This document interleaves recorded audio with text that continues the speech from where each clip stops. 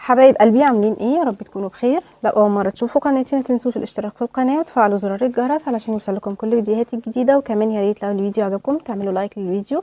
حبايبي واصحابي على فيسبوك ما ننساش نعمل لايك للفيديو، متابعه للصفحه وشير للفيديو. وبالنسبه للناس اللي محتاجه قراءات خاصه بتتواصل معايا على رسائل صفحه الفيسبوك. وبالنسبه لليوتيوب هتلاقوا لينك صفحه الفيسبوك مثبت على قسم المنتدى عندي على اليوتيوب. اوكي ماشي. النهارده هنعمل مع بعض قراءه، هنشوف نظرة على حياة حبيبك الغائب أو المتباعد عنك.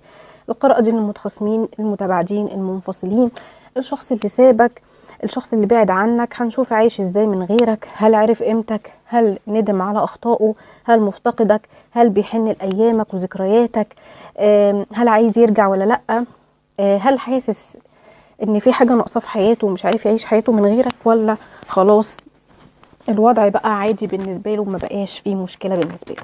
هنشوف مع بعض كده. بسم الله.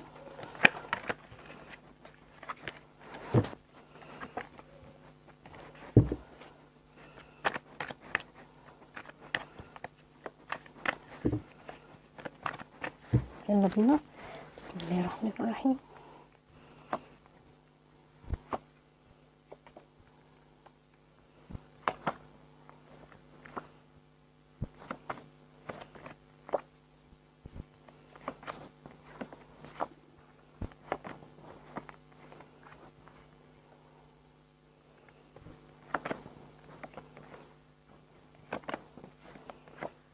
طيب هنبتدي نشوف طاقته هو بداية كده. طيب انا شايفة ان الشخص ده تعبان شوية في الطاقة الحالية. شايفة ان عنده تعب، عنده وجع، تعبان نفسيا، تعبان جسديا. شايفة ان هو بيحاول ان هو طول الوقت يعني يداري، بيحاول ان هو ما يبينش. شايفة كمان ان نشاطه قليل، ممكن كمان يكون مقلل من تواجده وسط الناس. في حالة عزلة، حابب يكون لوحده، مش حابب الدوشة.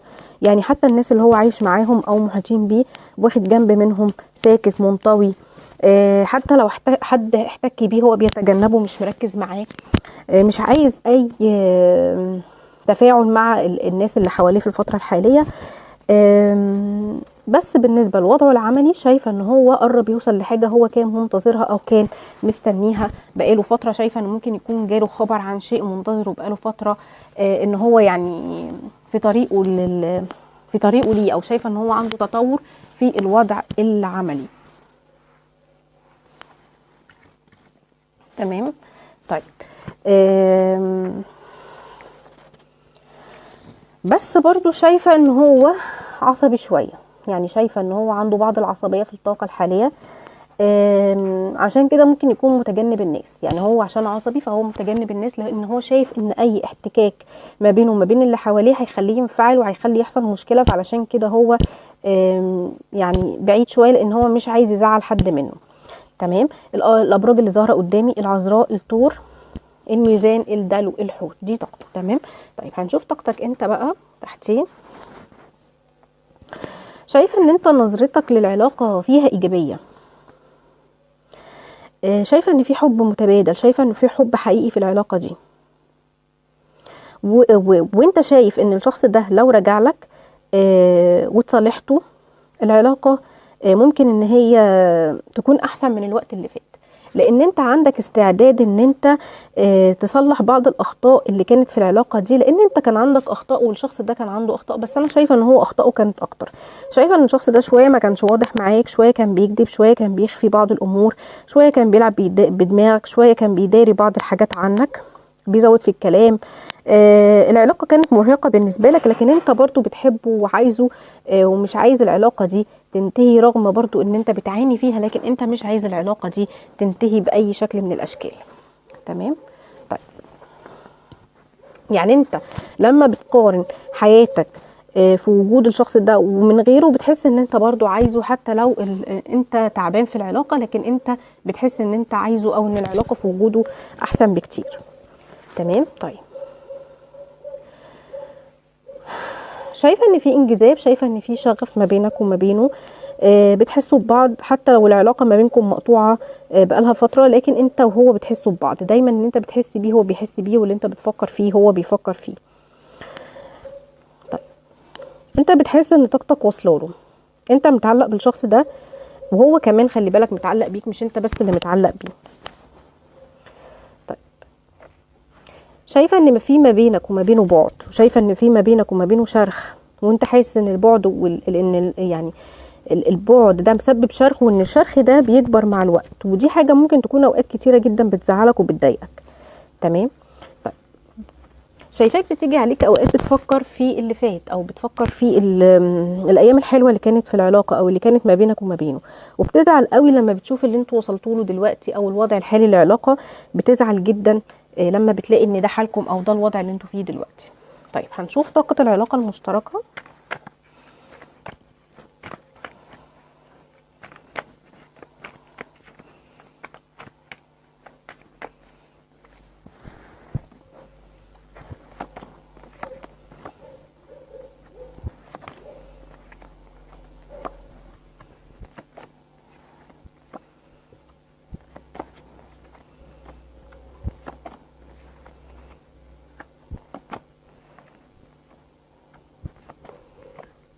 طيب الطاقة المشتركة اللي ما بينك وما بينه،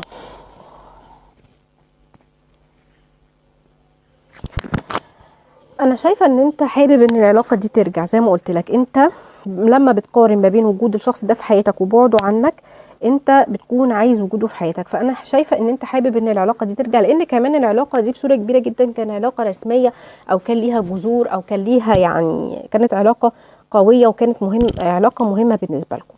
طيب شايفة ان يعني زي ما قلت لك كان في زواج او كان في ارتباط، في حب مشترك، في تعلق ومشاعر قوية جدا ما بينك وما بينه. زي ما قلت لك شايفاك لسه بتفكر في اللي فات، انتوا الاتنين عندكم فراغ، محدش فيكم عرف ان هو يدخل حد تاني في حياته او يدخل في علاقة تانية. شايفة ان مكانه لسه موجود في قلبك، ومكانك لسه موجود في قلبه، وحاسين بفراغ ان انتوا بعيد عن بعض. طيب زي ما قلت لك انتوا تعبانين جدا نفسيا، متأثرين جدا نفسيا بالبعد. انتوا الاتنين عندكم حزن، انتوا الاتنين عندكم وجع، عندكم كآبة، مش عارفين تفرحوا بالحياة زي الأول، مش عارفين تعيشوا بشغف زي الأول بسبب البعد اللي ما بينك وما بينه. في حاجة جواك اتكسرت وهو كمان، وانت مش عارف تعيش حياتك، او مش عارف ان انت تتخلص من التأثير السلبي بتاع البعد دوت عنك. شايفة ان انتوا الاتنين شوية شخصيات عاطفية، يعني بتتأثروا بصورة كبيرة جدا. تمام. شايفة كمان ان انتوا الاتنين منفعلين شوية، ومش عارفين تسيطروا على انفعالاتكم بسبب الضغط النفسي اللي انتوا فيه. طيب عايزة اقول على الابراج اللي ظاهرة قدامي قبل ما انسى. شايفة في برج الحمل، وشايفة في برج الجدي، وشايفة في برج الجوزاء.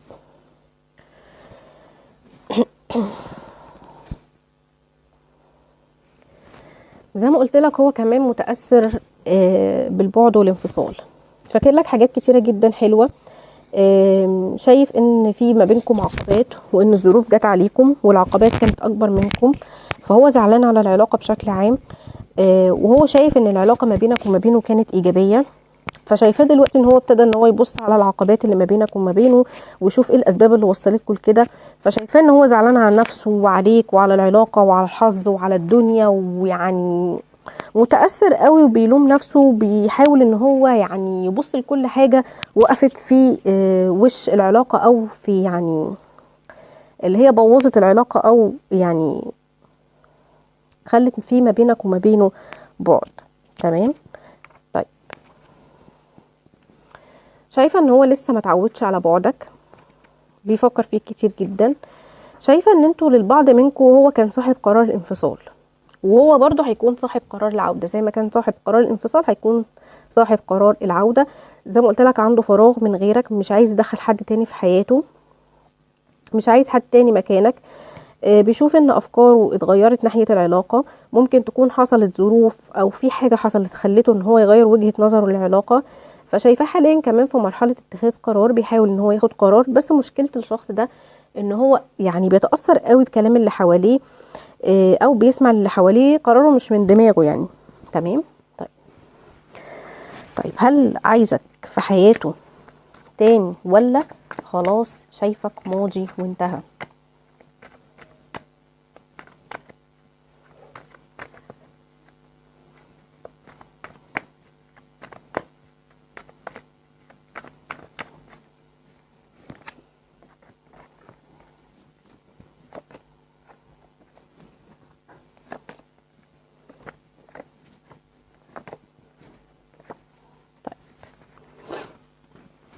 عايزه اقول لك على حاجه، الحب زي ما هو، الشخص ده بيحبك دلوقتي زي ما كان بيحبك قبل كده، ومفتقدك وبيحلم بيك ولسه بيحبك وبيحن لك وبيشتاق لك.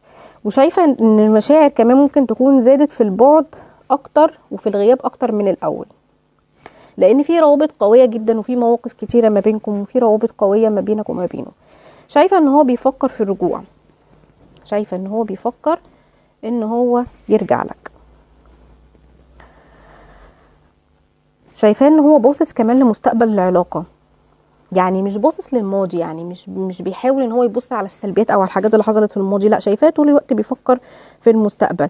مش عايز يفكر في ايه اللي حصل وليه حصل ويرهق نفسه ولا يضيع طاقته في تفكير في الماضي، عايز يفكر في مستقبل العلاقه وفي ايه اللي هيحصل في العلاقه. يعني بيحاول يبص ايه اللي لازم يعمله، ايه العقبات اللي لازم يتخطاها، وايه الخطوات اللي لازم ياخدها علشان العلاقة دي تتطور للأحسن. زي ما قلت لك هو مش عايز يضيع وقته ان هو يبص للماضي، او ان هو يعني طول الوقت يبكي على اللبن المسكوب كده زي ما بيقولوا. لا، الشخص ده بيبص لقدام، الشخص ده مش عايز يهدر طاقته في الماضي وان هو يبص في الماضي. طيب هنشوف نواياه وخطواته للعودة والتواصل.